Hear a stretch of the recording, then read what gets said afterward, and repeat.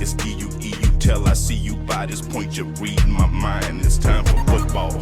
We about to keep this thing moving. I'm about it, you're with it, let's do it. We gon' make this thing official, you heard me? If you're the best, then let's prove it. The goal is set to have a team become a unit, man. We about to keep this thing moving. I'm about it, you're with it, let's do it. We gon' make this thing official, you heard me? If you're the best, then let's prove it. The goal is set to have a team become a unit, yeah. D-U-E-U. Welcome to Football Game Plan's NFL All 32 show. I am Emery Hunt, the czar of the playbook, and today's episode will be all about the Seattle Seahawks, the 12s, as we start to break down and preview the upcoming 2021 NFL regular season. We'll take a look at some training camp quick hits, some reasons for optimism, as well as causes for concern, in addition to our offensive and defensive positional breakdowns. But first, let's start this video off by taking a look at some of the key storylines heading into the Seahawks season as we go into our 4-minute offense.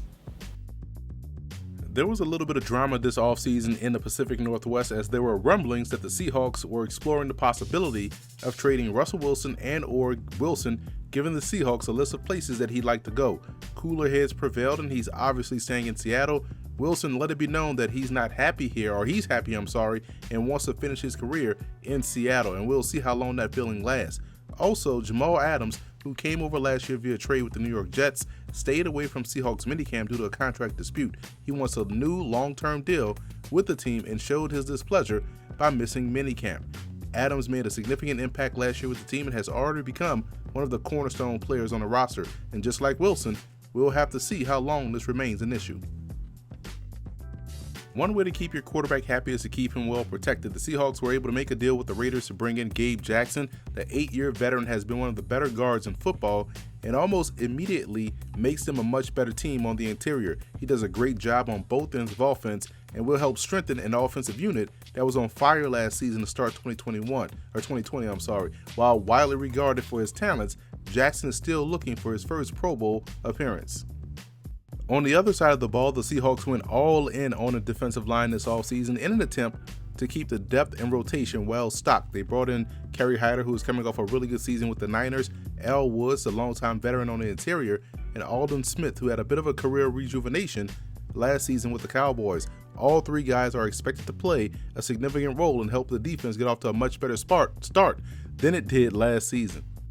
One of the biggest battles and positions to watch this training camp will be on the corners. Trey Flowers is the veteran incumbent, but outside of him, it's a wide open competition between rookie Trey Brown, free agent signing Akello Witherspoon, Pierre Desir as well. Gone is Shaq Griffin, so this unit will have a lot to prove in 2021, and it starts in training camp and the preseason trying to sort things out.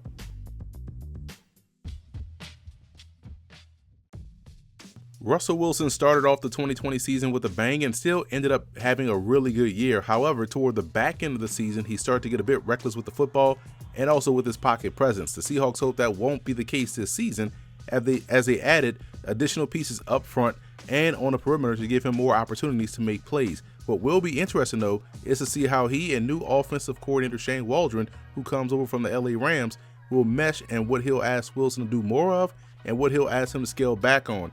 That will be one of the underlying storylines to watch all season long. And Seattle still boasts excellent depth here at the position with the veteran QB Geno Smith.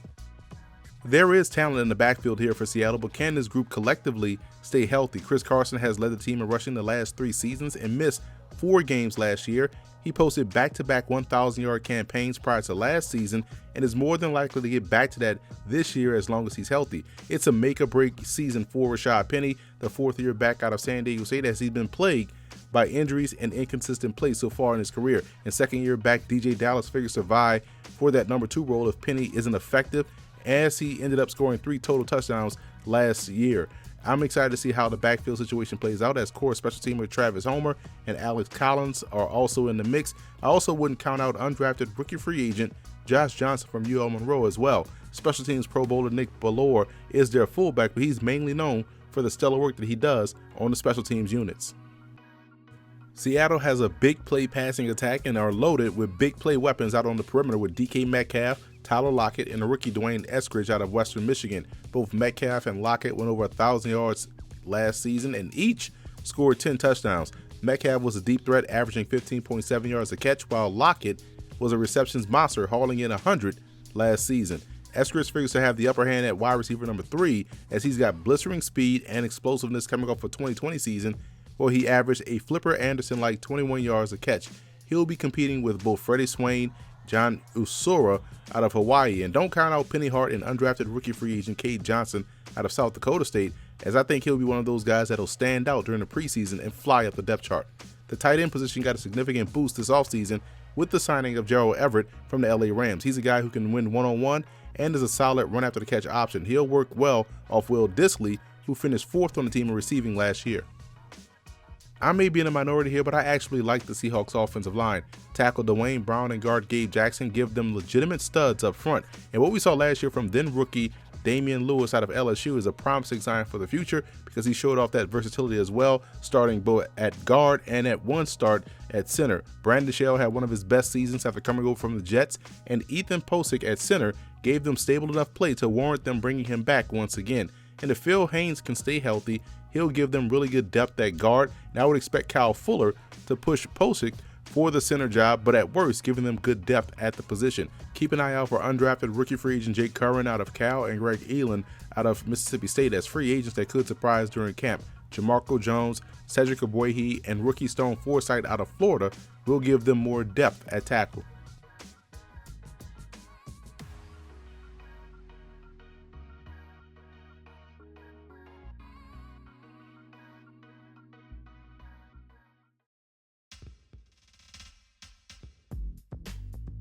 Seattle's defensive line was able to play much better down the back stretch of last year, and it really coincided with the arrival of Carlos Dunlap back in an October trade with the Bengals. Dunlap finished with 6 sacks last year and showed he still had a lot left in the tank. Now the depth is here now with free agent acquisitions Kerry Hyder and Aldon Smith, along with the expected growth from second-year players Alton Robinson out of Syracuse and Darrell Taylor out of Tennessee, who missed all of last season. Veteran Rasheem Green, Benson Mayowa, and LJ Collier all flashed at times last year, with Mayowa finishing with 6 sacks. Now on the interior, gone is Jerron Reed, but they bring back Al Woods, who played with the team a few years ago, and pairing him up with Poona Ford, who just seems like an ideal fit in Seattle. And I'm a big fan of Brian Monet and how he plays, and he figures to see an increased role this upcoming season. One player to watch this summer is former first-round pick Robert Kimdiche, who was out of football all last year and is looking to resurrect his once promising NFL career. Bobby Wagner is still one of the best linebackers in football and is coming off of a 2020 campaign where he racked up another All-Pro honor and finished with the team lead in tackles with 138. I would expect Jordan Brooks to take a big-time step forward this year. I thought he played well as a rookie and will more than likely have a much more flatlined season, given that it's his second year in the system. He's much more confident in what he's going to be asked to do out there on the field. The team is expecting him to, as they allow KJ Wright to walk this offseason, and we'll see if Cody Barton or Ben Burke-Kirven can find their way on the field in a regular defense as opposed to being core special teamers. At safety, the Seahawks are in really good shape with Jamal Adams and Quandre Diggs. Adams came over via trade with the Jets and made an immediate impact on this team, leading them in sacks with 9.5 en route to another Pro Bowl honor. Health is going to be what many will monitor this year, as he missed time last season with injuries. Diggs is also coming off of a Pro Bowl season as he picked off 5 passes and broke up another 10. Marquise Blair is returning from a knee injury, and that gives them a versatile move piece on the back end. Expect him to take another step forward this year, and both Ryan Neal and Ugo Amadi give them really good depth as well. Now on the corners is where the intrigue will take place, as Trey Flowers is a really talented player, but he can be a bit inconsistent. He's going to need a strong camp to help strengthen that confidence that the staff will want to put in him. And free agent signee Akilla Weatherspoon has the length and athleticism that you look for, but also has been highly inconsistent, which led him to be out in San Francisco. DJ Reed parlayed his opportunity last year into 7 starts and played really well. It wouldn't surprise me to see him and Trey Brown, the rookie out of Oklahoma, jockey for that starting nickel role, but Brown was drafted with the notion that he can also hold his own on the outside. Veteran Pierre Desir comes over from the Jets and will compete for outside opportunities with second-year player Gavin Heslop and undrafted rookie free agent Brian Mills out of North Carolina Central.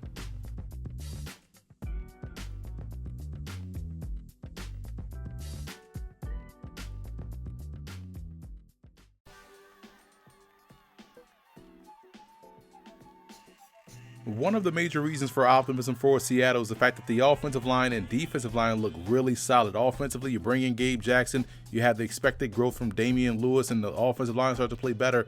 down the stretch. And on the defensive side, you add in the Al Woods veteran leadership right there.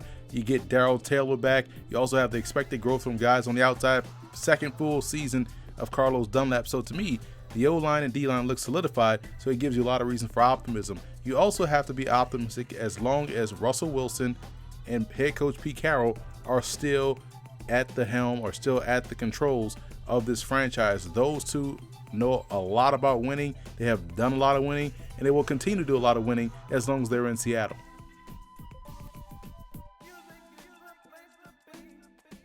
A cause for concern would be if new offensive coordinator Shane Waldron doesn't mesh well with Russell Wilson, and that offense just looks out of sync to start the season. No wasted games can happen in this 17-game season in this division, so that'll be something to watch. And also on defense, if the cornerback play is still suspect, it was an issue last year, and now they don't have Shaquille Griffin anymore out there on the perimeter. So if that cornerback play is still suspect, it could be an issue for this defense as a whole.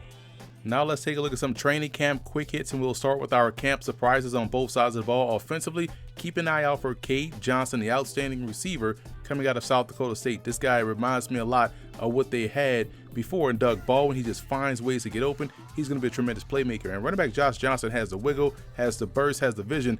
He's another one of these guys that could surprise in training camp. And on defense, Brian Mills lands in a situation at corner where he can actually not only make the roster, but vie for a starting opportunity or significant minutes. So look for these three guys to thrive and shine in training camp.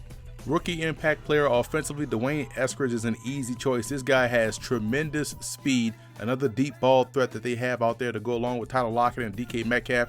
Look for him to have a fantastic rookie year. And Trey Brown was drafted to hold down one of the cornerback spots. I just think that because of the opportunity that he's going to have to make plays, look for him to be the biggest impact that they have this year as a rookie on defense. Looking at some X factors, it has to be Russell Wilson. This was a guy that was on an MVP pace last year and kind of was inconsistent down the back stretch, and that can't happen this year. They need him to be consistently great from week 1 to week 17 and into the playoffs. And Ahkello Witherspoon fell out of favor in San Francisco, to be completely honest, and to put it nicely. Now he gets another opportunity within the division. They're going to need him to step up, play well, and not be a liability out there on the perimeter. Breakout players offensively, I think Damian Lewis takes another step forward. He was solid as a rookie. Look for him to be even better in his second year and become one of the mainstays up front along that offensive line. And we didn't get to see Darrell Taylor last year as a rookie. This is someone that's going to be expected to be that pass rusher coming off the edge. And I think now that he has a full bill of health in this defense, understanding the scheme, look for him to break out in year 2. The road to the Super Bowl for the Seahawks goes as follows. That offense has to get into the top 10 across the board. Running the football, throwing the football, pass pro, all of that has to be top 10 in order for them to have a shot at the Super Bowl. And those cornerbacks have to play above the X's and O's. They're going to expect a lot of these guys, a lot of moving pieces on the back end, especially at corner. They have to play above the X's and O's. And if that pass rush that we saw down the backstretch of last year turns out to not be a fluke and they bring that into this season, the Seahawks can get to the playoffs and march all the way to LA for the Super Bowl.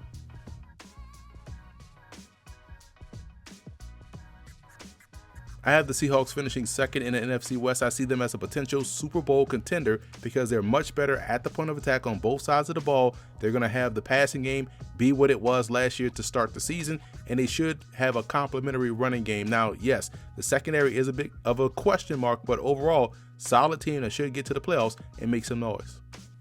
So that's it for this edition of Football Game Plan's NFL All 32 show. I am Emery Hunt, the czar of the playbook. Be sure to follow me on all of my social media accounts. And don't forget to check out and subscribe to the Football Game Plan Network located at youtube.com/footballgameplan. And wherever you get your podcasts, make sure to subscribe to Football Game Plan Podcast and leave us a 5-star rating.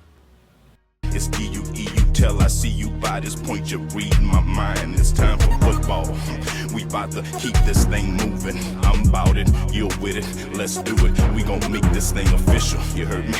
If you're the best, then let's prove it. The goal is set to have a team become a unit. Man, we about to keep this thing moving. I'm about it, you're with it. Let's do it. We gon' make this thing official. You heard me? If you're the best, then let's prove it. The goal is set to have a team become a unit. Yeah.